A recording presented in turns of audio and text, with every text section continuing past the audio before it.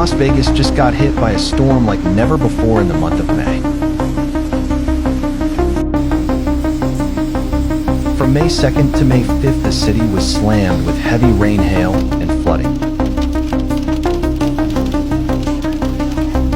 On May 5th alone, Las Vegas recorded over 1.4 inches of rain, the most ever seen on that day.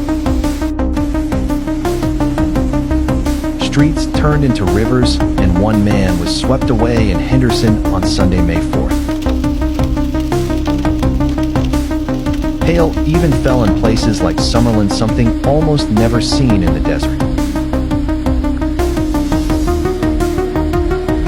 Weather experts say this was caused by a rare cold system hitting the region. As of today, May 8th, the skies are finally clear. But Nevada will remember the May 2025 storm that brought chaos to the desert.